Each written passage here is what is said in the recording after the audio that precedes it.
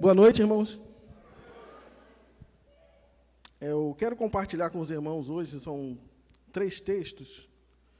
O primeiro está em Atos 2, versículo 42.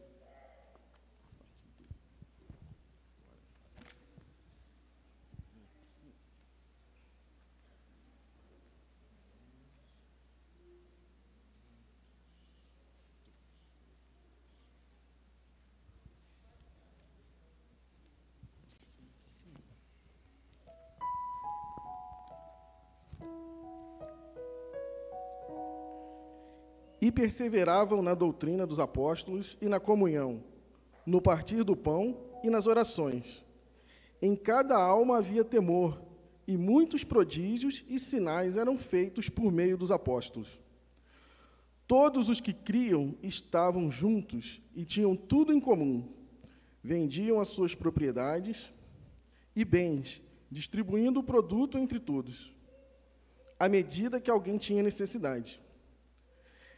Diariamente perseveravam unânimes no templo, partiam o pão em casa e tomavam as suas refeições com alegria e singeleza de coração, louvando a Deus e contando com a simpatia de todo o povo. Enquanto isso, o Senhor lhes acrescentava dia a dia os que iam sendo salvos. E agora, um pouco mais na frente, Atos 4, a partir do 32.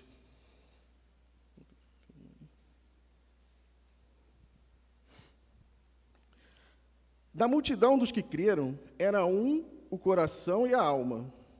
Ninguém considerava exclusivamente sua nenhuma das coisas que possuía. Tudo, porém, lhes era comum.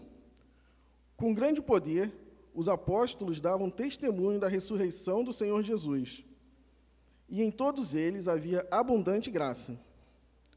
Não havia nenhum necessitado entre eles, porque os que possuíam terras ou casas, vendendo-as, traziam os valores correspondentes e os depositavam aos pés dos apóstolos.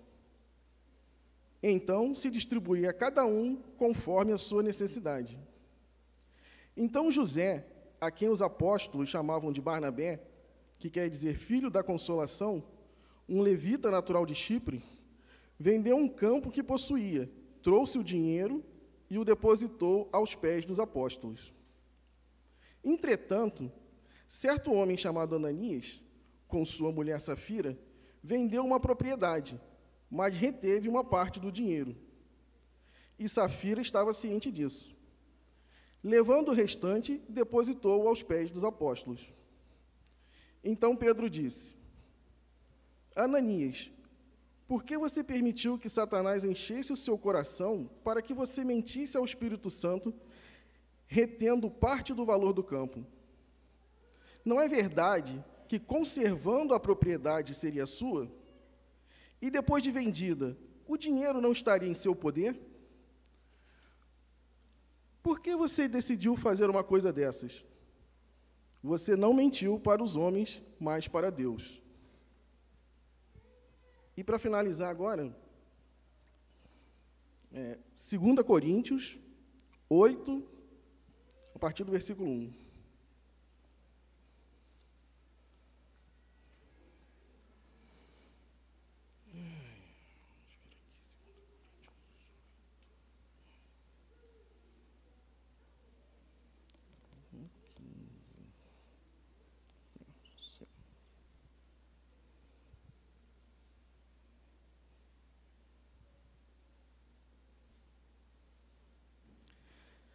Também, irmãos, queremos que estejam informados a respeito da graça de Deus que foi concedida às igrejas da Macedônia. Porque no meio de muita prova de tribulação, manifestaram abundância de alegria e a profunda pobreza deles transbordou em grande riqueza de generosidade. Porque posso testemunhar que, na medida de suas posses, e mesmo acima delas, eles contribuíram de forma voluntária, pedindo-nos com insistência a graça de participarem dessa assistência aos santos. E não somente fizeram como nós esperávamos, mas pela vontade de Deus, deram a si mesmos primeiro ao Senhor, depois a nós. Isso nos levou a recordar a Tito que, assim como havia começado, também completasse esta graça entre vocês. Mas como em tudo vocês manifestam abundância, na fé, na palavra, no saber, em toda a dedicação e em nosso amor por vocês, esperamos que também nesta graça vocês manifestem abundância. Não digo isto na forma de mandamento, mas para provar se o amor de vocês é sincero, comparando-o com a dedicação de outros. Pois vocês conhecem a graça do nosso Senhor Jesus Cristo, que, sendo rico, se fez pobre por amor de vocês, para que, por meio da pobreza dele, vocês se tornassem ricos. E nisto dou a minha opinião. Convém que vocês façam isso. Vocês que, desde o ano passado, começaram não só a fazer, mas também a querer. Terminem agora a obra começada, para que, assim como mostraram boa vontade no querer, assim também completem essa obra, dando de acordo com o que vocês têm. Porque, se há boa vontade, a oferta será aceita conforme o que a pessoa tem, e não segundo o que ela não tem. Não se trata de fazer com que os outros tenham alívio e vocês tenham sobrecarga, mas para que haja igualdade. Nesse momento, a abundância que vocês têm supre a necessidade deles, para que a abundância deles venha a suprir a necessidade que vocês vierem a ter. Assim, haverá igualdade, como está escrito. Quem recolheu muito não teve demais, e o que recolheu pouco não teve falta. Então, o que eu gostaria de destacar nesses textos é a motivação do coração dos nossos irmãos da Igreja Antiga de Cristo. Eles tinham unidade e comunhão e um forte discernimento de corpo de Cristo, como igreja, onde, além de se reunirem para o ensinamento e para a oração, eles também procuravam conhecer as necessidades uns dos outros e não permitiam que ninguém tivesse falta.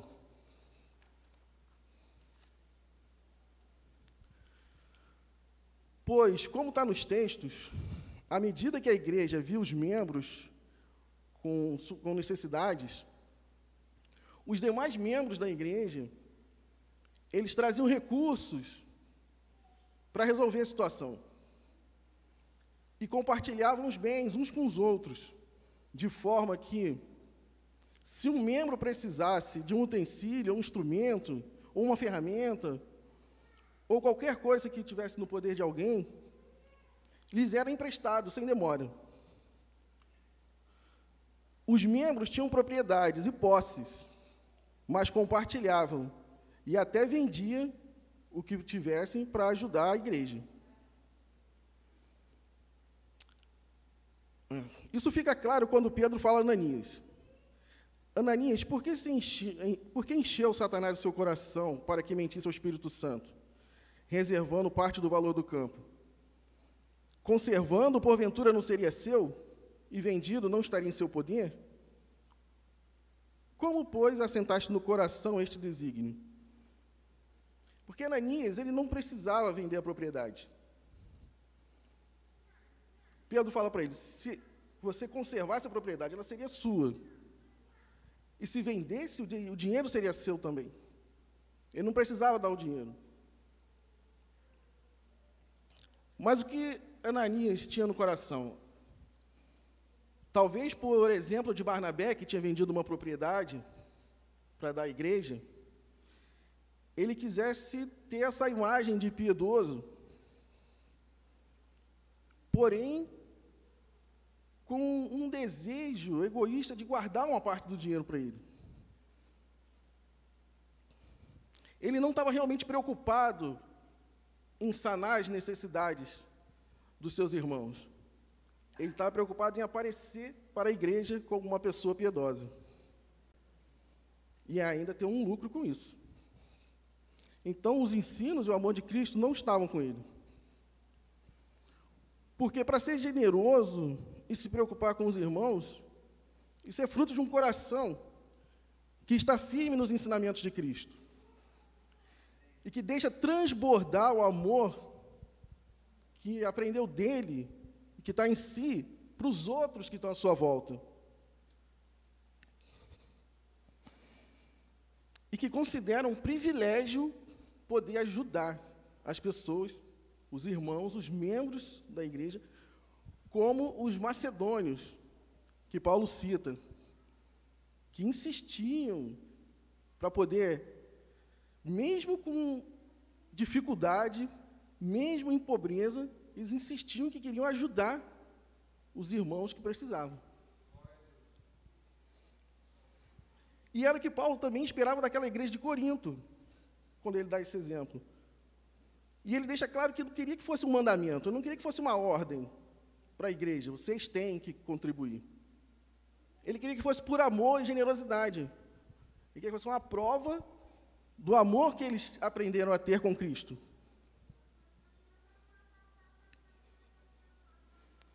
Conforme o exemplo que os macedônios tinham dado para eles. E apesar de que os macedônios ainda fizeram além do que eles podiam, Paulo não requer isso dos coríntios. Ele diz: porque se a boa vontade será aceita conforme o que o homem tem e não segundo o que ele não tem. Porque não é para que os outros tenham alívio e vós sobrecarga, mas para que haja igualdade. Então, a generosidade não deve ser um peso também para aquele que dá. Dá aquele que pode dar. Porque a igreja que somos nós deve ser movida pelo exemplo e ensino do amor de Cristo. E, primeiramente, como corpo de Cristo, devemos zelar pelos membros da nossa igreja. Pois se um membro tem necessidade de algo, seja material, espiritual, isso deve incomodar a igreja, deve nos incomodar o nosso irmão estar com necessidade. A igreja deve zelar também pelas necessidades daqueles que se dedicam exclusivamente à igreja, pois são dignos do seu salário. E também a igreja deve, em amor, atender às demandas de obras sociais na comunidade para crescimento do reino. E assim nós podemos cumprir a orientação de Paulo, que diz: suprindo a vossa abundância no presente, a falta daqueles, de modo que a abundância daqueles venha suprir a nossa falta. Então, se a gente hoje tem a oportunidade de contribuir para que possamos atender as necessidades da igreja, dos irmãos, da comunidade, se nós tivermos falta, também nós poderemos ser supridos pela igreja. Como está escrito, o que muito colheu, não teve demais, e o que pouco não teve falta. Então, que nós possamos estar cada vez mais firmes no ensino e amor de Cristo, discernindo o corpo de Cristo e contribuindo sempre para o crescimento do reino.